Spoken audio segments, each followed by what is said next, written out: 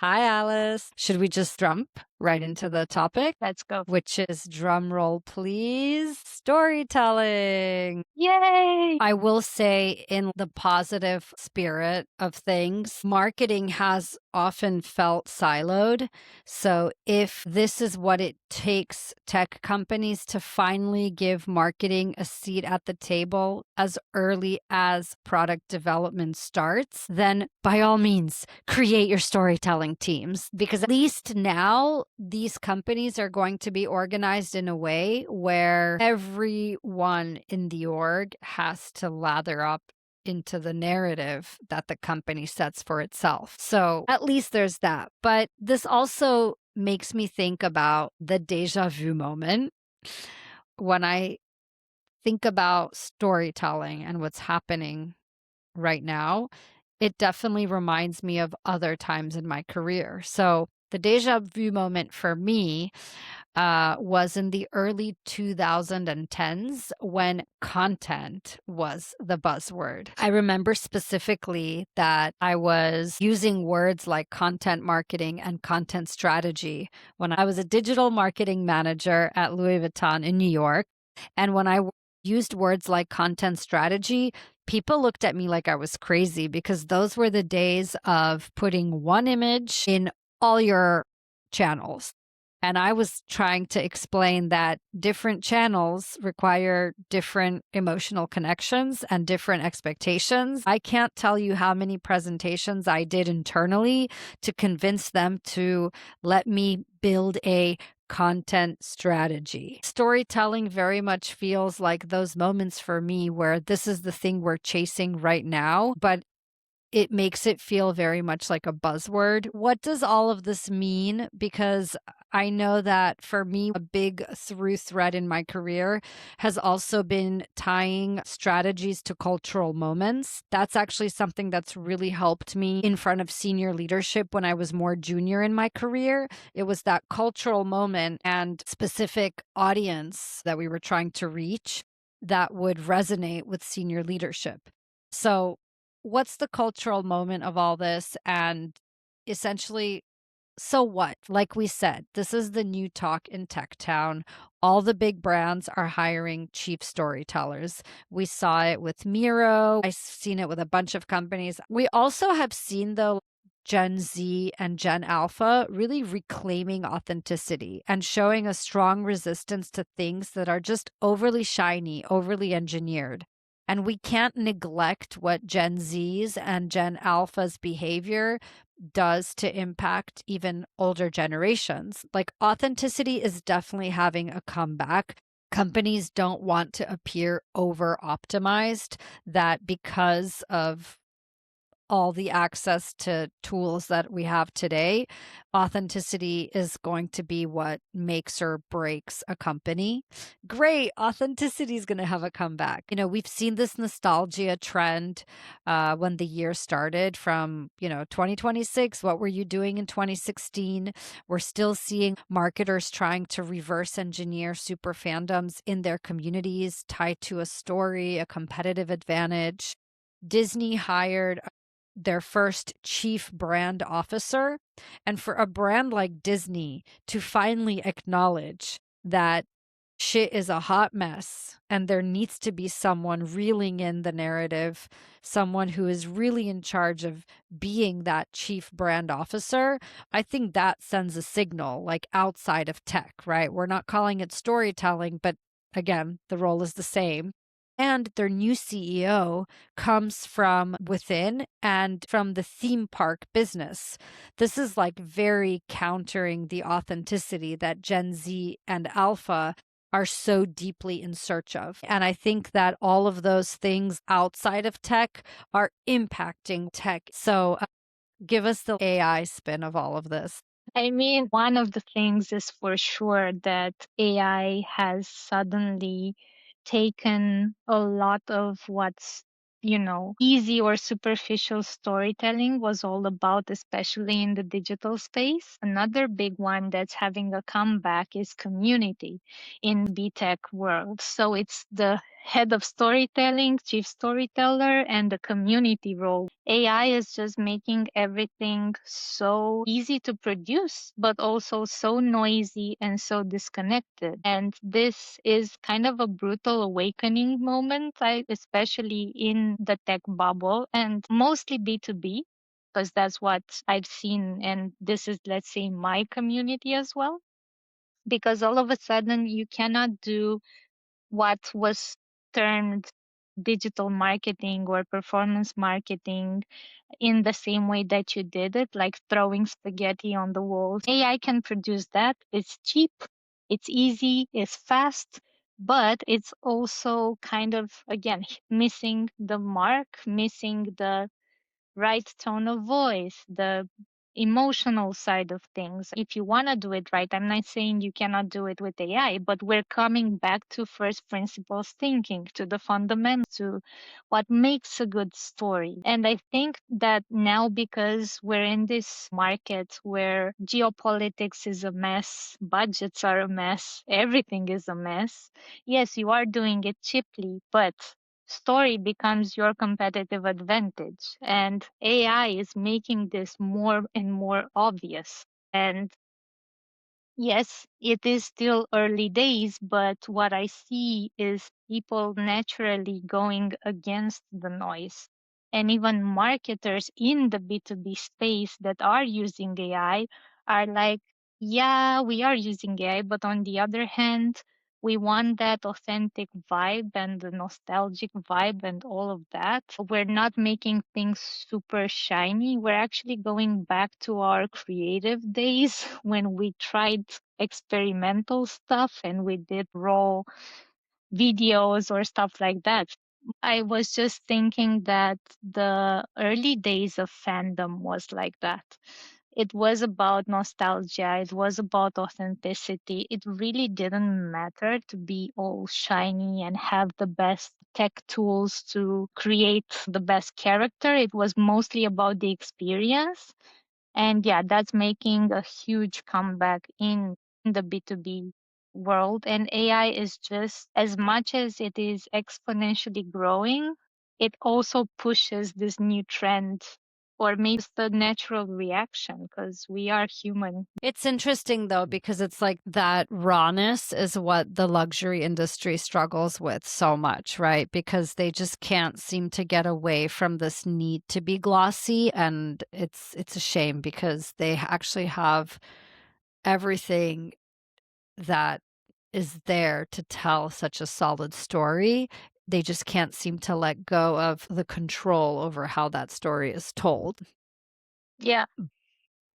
I was just also thinking this will be an interesting one, how they will renegotiate keeping the idea of luxury while also appealing to the newer generations. And I was thinking as a parallel when I was hearing you talk about that, like what would be an example in B? Actually, one popped into my mind. Wistia, who has been doing this for a very long time, and it's funny, they're a video software. And yes, they are polished, but they make it look like they're not, which is very much, if you want to make a parallel to Gen Z, very much Stranger Things kind of vibe and approach, where you make everything look raw and authentic, even though to get to that point, there's a lot of hard work behind the scenes. And they did that with multiple shows. And that's how they promote themselves. And it's amazing on multiple levels. It's the meta narrative, it's also showing the product in action, it's fun, it follows all the storytelling rules of reality shows where it's all about emotions and educating. Alice, you wearing your B2B tech hat, we did kind of start off by, I don't want to say attacking the tech bubble, but I did use the word cringe, so I will own my shit. You shared a few examples of those who are doing it well. For the most part, it sounds like most are figuring it out, hence the new roles they're hiring for. What do you think they should be doing? So to be constructive with all of this, I own my shit as well. I've always been a bit skeptical when people tell me something like it's super new when I know it's not. But I do understand, and you are right. It's the context that is finally moving from silos, and it works like this just fine, and it's good enough to, hey, we actually need to own the full story and be consistent and all of that. And I was just reminded by one of the content marketing agencies that I'm working with in my current job, of this framework, which is a Google framework. But hear me out. I mean, Google phrased it like this, but again, it's very much storytelling foundations. It's called Think, Feel, Act, and sometimes Think, Feel, Act, Do framework. So if you want something concrete to take out of all of our conversation, one thing is this framework where the user is the hero. It's not your product, by the way. Newsflash. This is something that's also kind of an awakening in the B2B tech space. The product is not the hero, but what the product enables your user to think, feel, act, and do. That's the basic principle of a good story. It's how the user starts and where the user ends up because they used your product. And that's where the specificity function also works, because it's why your product and not the other 100 in the space, because we know we have that problem in most of the B2B tech. And by the way, AI is making that even worse, because now you can build a product really, really fast, and everything is becoming a red ocean. So a lot of competition, a lot of noise, too many SaaS tools, and all of that. So what's different about the way you enable that experience? I would say, in a nutshell, it's all about being specific, which is actually one of the first rules of storytelling. If you want people to connect to the story, you need to be, it's counterintuitive, but you need to be very specific, because the more specific you are, the more people will understand what's different, exciting, and they will relate to a similar situation.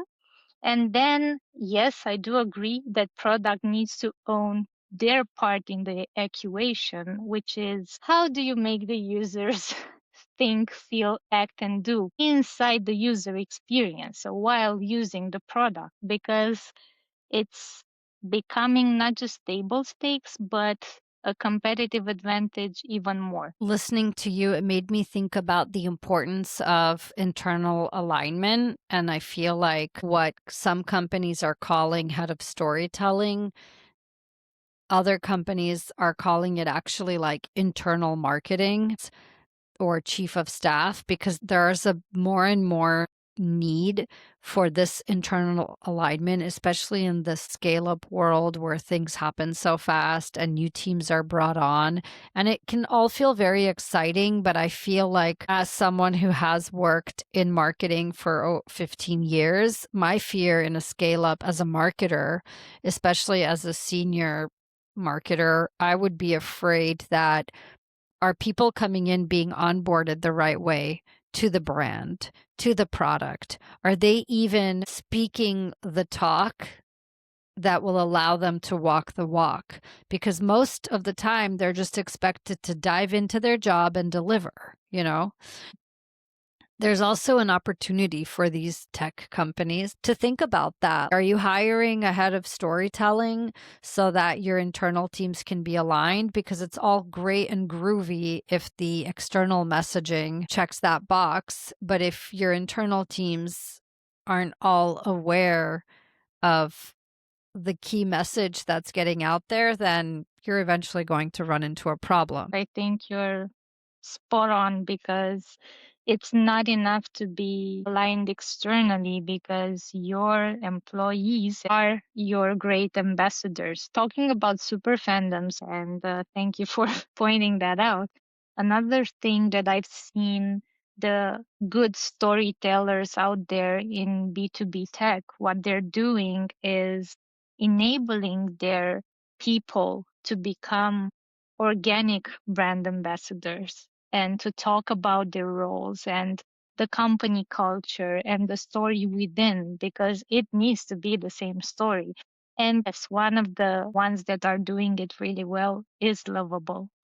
That's such an obvious thing that so many companies miss. I actually was recently interviewing with a market research firm that has one of the best company cultures I have seen from any company I've interviewed with. Very low turnover over the last 45 years of existence, 300-person company, and yet they do not realize that they are sitting on 300 brand ambassadors and that employee advocacy could literally be one of their strongest strategies. So I hear you on that. I will say though that like with Lovable specifically, because it's been all over my LinkedIn feed, I don't know how authentic it feels because some of the people at Lovable have made some statements that have almost seemed a little borderline too confident to me. I mean, they grew really fast and they have an incredible product.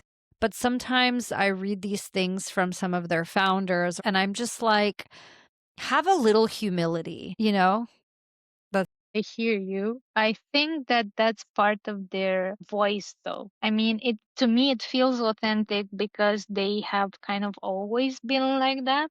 okay. So I guess arrogance is part of their brand. Okay. Tick, then I take it back. And for now, at least, I don't know if that's checks out 100%, but from what I'm seeing, the sentiment analysis, so the voices around them, they do have a product, kind of enough, let's say, cookie points in the product to be that arrogant. And I've also seen a lot of people giving them real-time feedback on LinkedIn publicly, and they reacted and they actually even figured it out. So that to me is the way to do it. But fully own it, then okay, I might not resonate with it, but You're totally right. I admire what they've built. I guess I just tend to feel more emotionally connected to brands that have a little bit more humility, but that's something I learn about myself. Probably why it's a good thing that I got rejected when I applied for a job with them because it wouldn't have been a good culture fit probably for me. I'm sitting in this kind of exploration of what's next for me. And it is really interesting to see strategy, transformation, storytelling, whatever you want to call it. But I see it as this kind of mastery of dot connection and this more generalist profile becoming more and more valuable for the tech industry. I've kind of always had this sentiment that tech companies struggle to understand how I could bring them value and I really have to convince them. Whereas when I talk to non tech companies, they're always kind of wowed by my resume.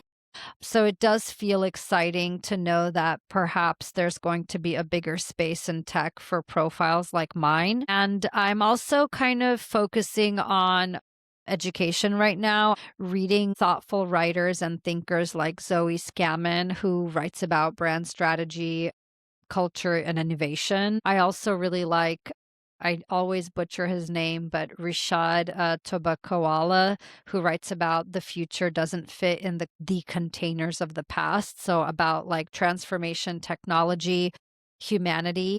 And of course, our former CEO connection, Martin Berg, who writes about AI, marketing technology, and kind of making AI more practical with his newsletter Inside Track. I'm also kind of just paying attention to my own preferences, like what makes me buy something, one brand over the other or one product over another. I've kind of always done that, but I find myself also really being in the search of authenticity today. I try to actually thoughtfully not go to AI when I'm working on something like my Dots and Dreams podcast that I'm working on releasing this year, trying not to use AI as part of the creative process, except for certain specific moments, because I'm very aware of the dependency that can form. And I want to be able to continue to be a critical and creative thinker. So that's kind of where I'm at. I'm excited with this like storytelling development. I have a certain level of cringe about it that's probably tied to my own 15 years in marketing. But overall, I would say I'm feeling hopeful and excited to see where this goes. Does it become a bigger part of the B2B tech bubble, or will it just be old news and some other buzzwords going to start to pop up? Yeah, we'll see about that. As I said, even if the buzzword will die, storytelling isn't going anywhere. It's part of what makes us human. And when you said about connecting the dots and the generalist value, I actually just read this morning a newsletter which quoted multiple studies that analyzed performers in multiple fields like scientists, artists, sports, like athletes, and so on, and what performers had in mind. So the hypothesis, in a nutshell, was if you're a performer in academia, in school at a young age, you should continue down that path. But what they discovered was that youngsters didn't check out with the older, let's say, adults that were the high performers. But the ones that ended up being high performers in multiple disciplines were the ones that were generalists, and that during their teens and even adolescent years, were trying multiple things, were failing at multiple things, we're developing the continuous learning skill, and we're actually connecting dots across disciplines and across various skill levels and certain types of skills and ways of thinking. And you know what's funny? AI is bringing that into the tech bubble. The moment from ChatGPT 3.5 was released, and hey, we have AI agents and multiple complex automated workflows you can actually use, and you can build your own team of agents, and one is a designer and one is a marketer and one is a coder. Now you need to be a generalist, and it is expected of you. And there's also a very cool marketer that I am following in the space. She has coined this new concept, well, new old concept, the Gen Marketer, which stands for generalist and generative combined. Is a cool play on words. Her name is Emily, and her newsletter is Marketing One.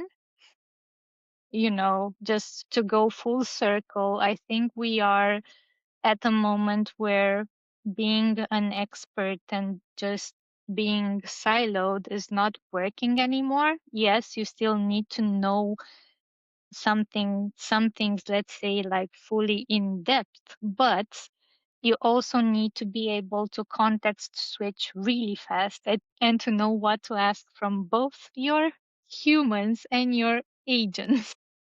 So that's kind of exciting to me. I've always considered myself a generalist, and I've always struggled in my career to put myself in a single box that companies, recruiters, peers were expecting of me, because I do not like sitting in one box. I like jumping between boxes constantly. I am kind of excited because I feel like we are what the market needs right now as generalists. But yes, I hear you with tech who isn't aware of that, maybe, but the ones that are ahead of the curve and that are seeing the full implications of AI, they actually are. And we are talking about is something that is still in the, when you think about the adoption curve, it's still in the early adopters phase. but it's also just to use all the jargon that I have. It's a first mover advantage. So I would say that the ones that catch on quickly that this is the new game we're playing will definitely win this. So we're optimistic with some level of cringe, and we're excited to see where storytelling goes. So, all right, see you next time. Thanks. See you Bye. next time. Bye.